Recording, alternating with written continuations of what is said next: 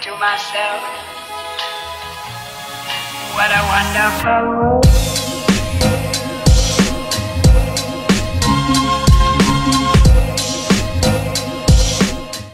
Halo kawan Sound and Machine, saya Zulfikar Ahmad. Pada tahun 2023, Chery rilis SUV kompak bergaya coupe yaitu Omoda 5 yang kehadirannya bisa dibilang merupakan sebuah gebrakan. Seperti misalnya Omoda 5 waktu itu masih mesin bensin ya. Meskipun mesin bensin tapi dia termasuk yang gebrakan ya di kelasnya. Pertama dari mesin yang waktu itu dia tenaganya paling gede dan juga fitur-fitur yang lebih banyak dibanding kompetitornya yang berasal dari Jepang atau Korea Selatan. Kemudian waktu tahun 2023 juga Chery rilis Omoda 5 GT yang tenaganya lebih gede, kalau nggak salah dia di kisaran 200 horsepower dan dia pakai transmisi dual clutch transmission dengan penggerak all-wheel drive tapi harganya di bawah 500 juta. Padahal fitur-fitur seperti ini kalau di mobil Eropa itu harganya bisa jauh lebih mahal, bisa 700 juta, bahkan bisa miliaran. Tapi Omoda 5 GT ini harganya di bawah 500 juta. Nah, tahun 2024 ini, Chery bikin gebrakan lagi nih dengan Omoda, yang kali ini Omoda berpenggerak motor listrik. Dan ini dia, Chery Omoda E5.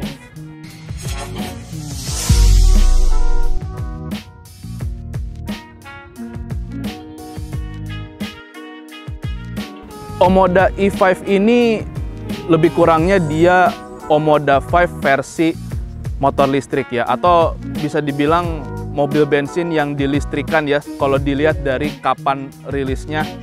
Dan tampilannya beda ya dengan Omoda 5, kayak bumper depan ini beda ya. Kalau bumper depan beda ya bisa dibilang wajar lah, karena mobil listrik itu umumnya punya desain eksterior yang beda dengan mobil bensin ya, salah satunya dari kebutuhan dari motor penggeraknya itu sendiri. Dan umumnya mobil listrik itu nggak begitu butuh banyak lubang ya, paling mereka ngedesain ulang untuk bagian depannya biasanya untuk chargingnya ya. Dan Omoda E5 ini chargingnya ada di depan, jadi ini bentuk bumpernya untuk bagian depan.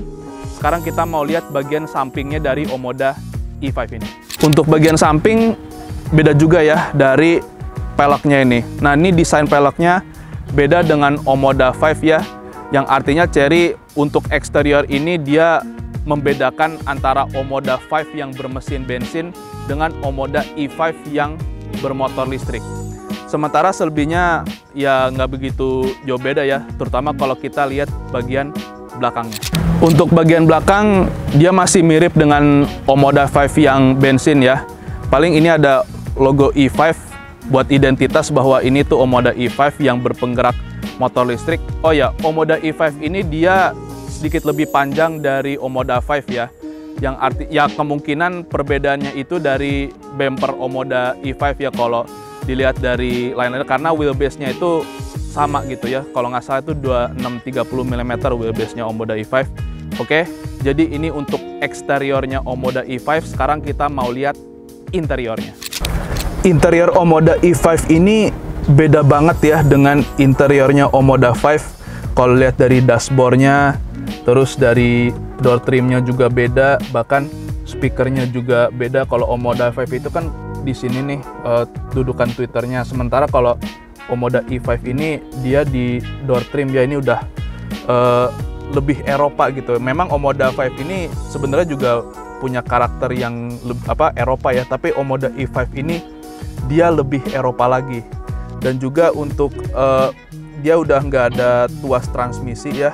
Kalau Omoda E5, kalau Omoda 5 kan ada tuas transmisi di sini. Kemudian untuk tombol, kalau Omoda 5 kalau nggak salah tuh di sini, tapi kalau Omoda E5 dia di bagian konsol tengah ya. Memang agak sedikit ngagokin, terutama kalau mencet hazard, karena kan begini nyetir nggak kelihatan, oh ternyata hazardnya ada di sini. Nah, sementara untuk tuas transmisi dia ada di belakang setir. Nah, tuas transmisi yang ada di belakang setir ini biasa ada di mobil Eropa ya. Kalau konsumen lihat ada mobil Eropa yang dan itu udah cukup lama ya mobil Eropa nerapin tuas transmisi di belakang setir ini. Nah, sementara untuk sen dia ada di sebelah kiri. Begitu juga wiper juga ada di sebelah kiri ya. Ini agak mirip Neta-V2 yang sebelumnya udah pernah kita bahas, tapi agak beda dengan Neta-V2 karena Neta-V2 itu kan dia ada saklar putar buat wipernya, kalau nggak salah ini dipencet untuk wipernya. Dan ini untuk sennya di kiri juga ya, kayak kalau mau sen sen kanan kirinya, tapi ini baru kelihatan kalau kita mesinnya udah dinyalain ya. Ini posisi motor listriknya. Kalau di mobil bensin itu dia di on ya, belum di starter. Nah, berhubung ini belum di starter, kita juga belum bisa lihat vehicle settingnya. Nah, sekarang kita mau start mobil ini. Nah, untuk startnya injek rem. Nah, ini baru start motor listriknya ya. Dan dengan posisi gini ya udah ready untuk dipindah tuas transmisi, dan kita juga bisa lihat vehicle settingnya di sini. Nah, di sini tuh ada banyak fitur ya, ada smart key kayak near to unlock, far to lock tuh, jadi kayak kalau kita dekat mobil, kunci mobil kebuka, tapi kalau kita jauh dari mobil, kunci mobil ngunci. Ini juga ada smart key induction tailgate open ya buat buka pintu bagasi, terus ada welcome light. Jadi welcome light itu kalau kita dekat mobil lampunya nyala. Terus di sini ada beberapa setting, ada phone forget reminder, ada reminder. Nah, ini untuk steer force mode-nya ada juga pengaturannya di sini. Nah, di sini untuk quick control ada mode eco untuk neken konsumsi baterai, ada normal, ini yang sedang, ini sport kalau doyan ngebut ya, ini ya tekan mode sport ini. Terus di sini juga ada, kita bisa lihat fitur ADAS-nya ada apa aja, ada cruise assist exit warning, departure warning, ada overspeed warning, ada intelligent high beam assist, ada intelligent avoidance assist. Terus di sini masih ada lagi nih, ada collision warning, emergency braking assist, ada departure warning, door opening warning. Ini lumayan berguna ya, jadi biar nggak asal buka pintu. Ada banyak lah untuk sistem keselamatan aktifnya. Dan itu pun bisa dinyalamatiin ya, jadi bisa diatur sesuai kebutuhan driver, mana yang perlu dinyalain, mana yang enggak. Nah, kalau untuk ini ada lampu ya, bisa diatur mau seberapa height-nya.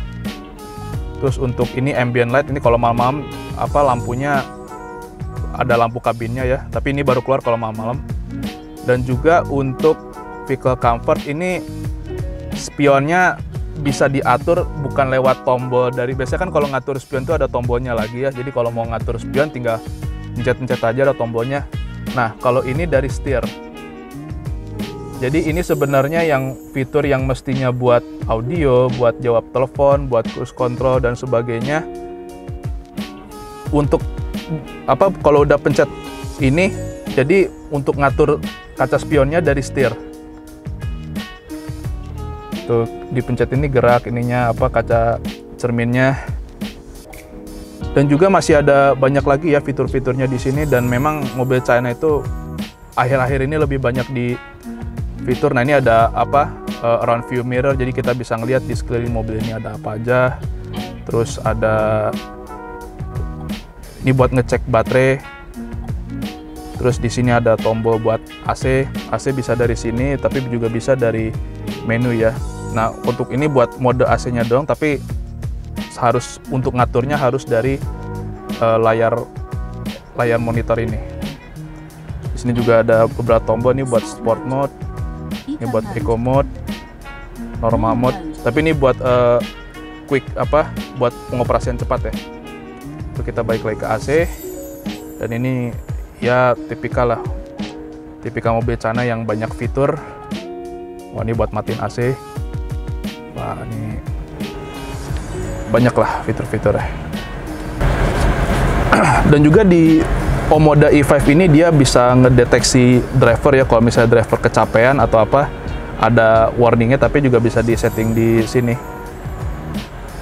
Terus ada beberapa fitur, bahkan di sini pun ada manual book ya, kalau kawan Sony Machine bingung gimana ngoperasiinnya. Tuh ada introduction, control panel dan sebagainya. Jadi ini canggih banget ya, banyak fitur gitu ya. Dan ini udah ada sunroof ya. Biasalah kalau untuk mobil China harga segini mestinya udah ada sunroof.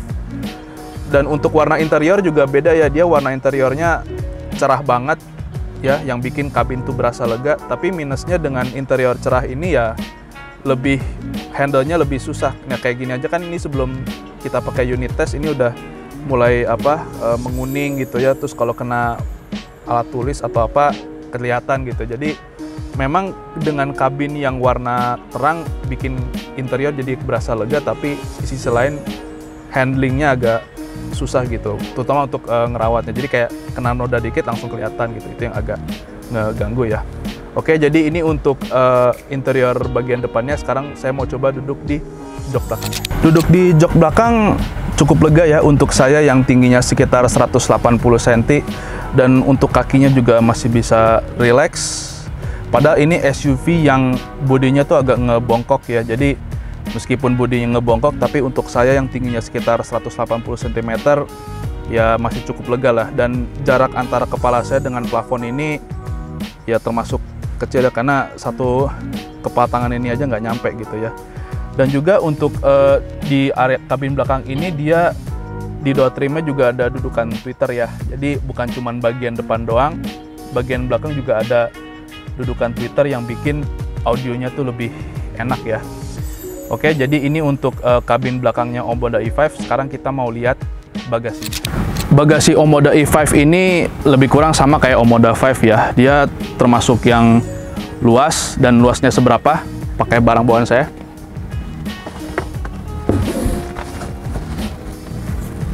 Ya seluasnya segini lah, berarti ini koper dua koper mungkin bisa masuk ya, atau 2 koper gede, 1 koper sedang mungkin masih bisa masuk. Yang artinya bagasi Omoda E5 ini termasuk yang luas ya.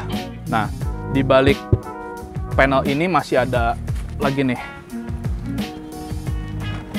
Nah, di balik panel ini dia ada buat charging ya, colokan sama tire sealer. Tire sealer itu kalau misalnya ban mungkin kenapa-napa buat nutupinnya pakai tire sealer ini. Karena memang mobil listrik itu umumnya dia nggak ada ban serep ya. Jadi mereka pakai tire sealer ini untuk betulin bannya. Kalau bannya mungkin kayak misalnya kena paku dikit atau apa, mungkin nggak begitu masalah. Tapi kalau bannya udah rusak sampai dalam, misalnya pakunya itu mesti diganti, dan untuk ganti bannya ini yang mungkin harus panggil derek. Yang memang lebih kurang mobil listrik itu ya kayak begitu kalau sampai ada apa-apa di jalan terkait bannya.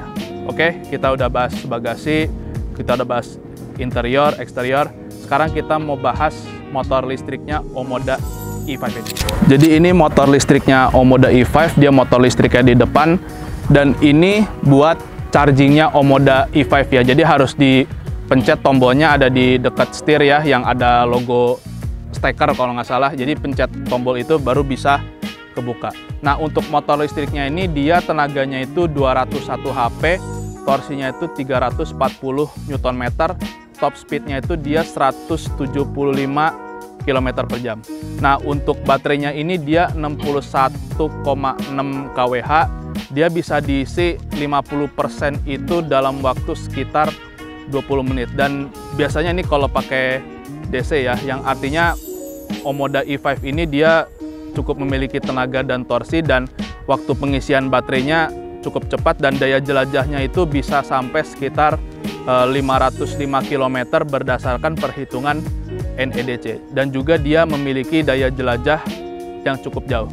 Oke, kita udah bahas eksterior, interior, bagasi, motor listrik. Sekarang kita mau coba nyetir Omoda E5 ini rasanya kayak gimana. Nah, karena kebetulan Sound and Machine pernah coba Omoda 5 yang bensin yang paling awal itu sama saya sama Om Anto, dan juga pernah cobain yang Omoda 5 GT itu sama Om Anto. Nah, sekarang Sound and Machine coba yang Omoda E5 yang pakai motor listrik. Jadi lengkap ya. Omoda E5 udah pernah coba, Omoda 5 udah pernah coba bensin, Omoda 5 GT juga pernah coba. Sekarang kita coba Omoda E5 yang berpenggerak motor listrik. Kesan pertama saya nyetir Omoda E5 ini adalah dia lebih premium dari Omoda 5. Pertama, seperti yang saya bilang tadi, dari tuas transmisinya yang berada di balik setir, yang membuat Omoda ini, yang sebetulnya Omoda bensin udah punya feel yang bisa dibilang ke-Eropaan. Nah, dengan tuas transmisi seperti ini, feel-nya justru lebih Eropa. Dan ini juga yang membuat Omoda E5 ini pengoperasiannya beda dengan Omoda 5 ya, kayak seperti misalnya sen di kiri, wiper juga di kiri. Yang membuat Omoda E5 dengan Omoda 5 ini beda ya. Kalau nggak salah Omoda E5 tuh sen kanan, wiper kiri, sementara ini sen kiri, wiper juga kiri. Dan juga untuk Omoda E5 ini dia dari pengoperasiannya berbeda, dari feel-nya pun juga otomatis beda ya, karena ini tuh mobil listrik ya. Mobil listrik itu dia kan hening dan juga torsinya kuat, kayak nggak ada lag-nya sama sekali. Ini juga yang membuat Omoda E5 ini beda dengan Omoda 5, dan ini juga yang membuat ini juga yang membuat makin nggak berasa bahwa Omoda E5 ini mobil bensin yang dilistrikan. Jadi kayak udah beda ya, bener-bener beda antara Omoda E5 dengan Omoda 5. Nah, untuk listriknya sendiri sih dia tarikannya cukup enak ya, dengan torsi sekitar 340 Nm itu.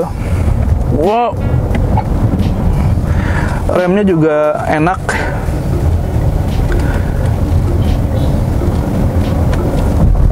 Jadi kalau udah nyoba Omoda E5 ini rasanya apa ya? Mungkin udah nggak begitu ngeliat Omoda 5 itu kayak gimana, tapi meskipun kalau sewaktu-waktu misalnya mau yang bahan bakar bensin ya, Omoda 5 GT ini bisa jadi pilihan ya.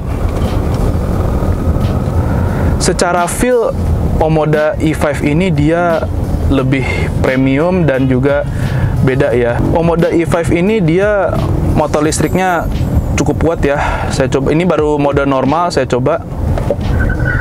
Wow. Waduh, gila, ini tarikannya kuat banget. Wah. Waduh, ini bener-bener Omoda E5 ini bener-bener berasa lebih atas dibanding Omoda 5 GT yang berbahan bakar bensin ya. Waduh, kuat banget tarikannya. Dan jangan lupa, sekali lagi ini baru mode normal ya, belum mode sport. Kalau mode sport, wah, kebayang kayak gimana rasanya. Dan juga untuk Omoda E5 ini, sen kiri, wiper kiri ini ya, kalau terbiasa dengan mobil Jepang mungkin agak sedikit kagok ya, tapi itu nggak begitu jadi masalah. Dan kebetulan saya sebelumnya pernah coba mobil listrik yang Neta Vito, dan Neta Vito juga sama gitu, sen di kiri, wiper di kiri, meskipun agak sedikit berbeda ya, karena kalau Neta Vito itu kan dia diputar, kalau ini dipencet untuk wipernya. Sementara untuk sen sama ya, kalau ke atas dia itu sen kanan, dan kalau untuk sen kiri dia tekannya ke bawah. Dan untuk Omoda E5 ini dia untuk transmisinya agak sedikit gimana ya, misalnya kita mau ke netral itu agak sedikit susah ya, agak diangkat tapi nggak sampai paling atas, karena kalau paling atas itu dia jadinya mundur, jadi agak angkat sedikit tapi nggak sampai paling atas. Dan itu pun kayaknya auto hold-nya apa ya, kayak nggak ada auto hold ya. Jadi kalau misalnya tekan netral nih, mobil agak sedikit jalan sedikit gitu loh, jadi kayak nggak ada yang nahan. Jadi kalau misalnya kalau macet, berhenti lama, saya pribadi sih lebih baik kalau pakai Omoda E5 ini di P aja gitu, biar bener-bener berhenti gitu, jadi nggak glosor atau apa. Lebih amannya sih pakai P ya, tapi untungnya kalau dari P ke D itu ya tinggal tekan ke bawah aja gitu, jadi lebih cepat dan praktis gitu.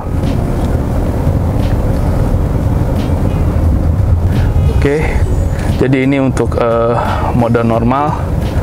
Sekarang saya iseng-iseng dikit mode sport. Sport mode. Nah, kita coba kalau mode sport ini kayak gimana.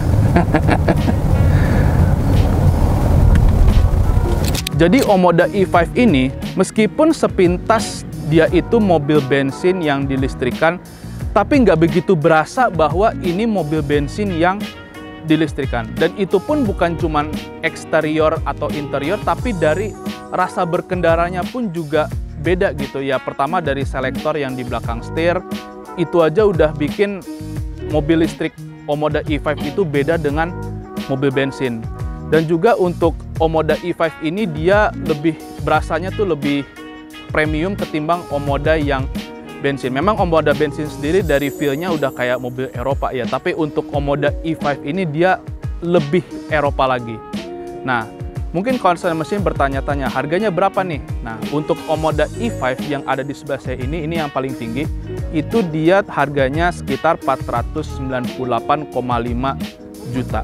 Kalau dirasa kemahalan, jangan khawatir karena Chery juga nyediain Omoda E5 Pure yang harganya 419,8 juta, tapi dia gak ada sunroof, gak ada electric tailgate, gak ada 540 panoramic kamera, jumlah speaker lebih sedikit. Jadi dia fiturnya lebih sedikit, tapi motor listriknya sama, daya jelajahnya sama. Yang artinya kalau memang gak begitu butuh sunroof atau fitur-fitur kayak gitu, Omoda E5 yang Pure ini bisa jadi pilihan yang masuk akal ya, bahkan ADAS-nya pun ya lebih kurang sama lah. Nah, dengan harga segitu untuk Omoda Pure dia lebih murah dari tipe terendahnya BYD Atto, dan untuk tipe tertingginya dia juga lebih murah dari BYD Atto 3.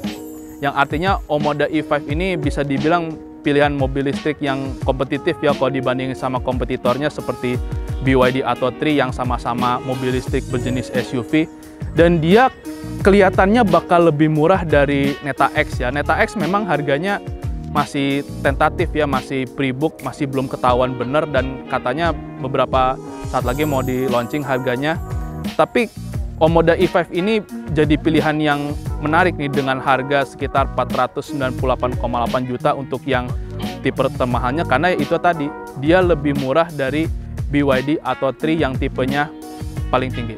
Oke, kita udah bahas Omoda E5 dan lengkap sudah Sound and Machine cobain semua tipe Omoda ya, Omoda 5, Omoda 5 GT, dan yang terakhir ini Omoda E5. Nah, gimana nih menurut kawan Sound and Machine? Menarik gak nih Omoda E5 ini? Oke, apapun komentarnya tulis saja di kolom komentar. Seperti biasa, jangan lupa diklik like, subscribe channel YouTube-nya soundandmachine.com. Kalau kawan Sound and Machine punya komentar, pertanyaan, atau apapun itu, tulis saja di kolom komentar. Jangan lupa di-follow juga akun Instagram dan TikTok soundandmachine.com, di-like juga akun Facebook soundandmachine.com, dan pantau terus website soundandmachine.com untuk informasi otomotif terkini.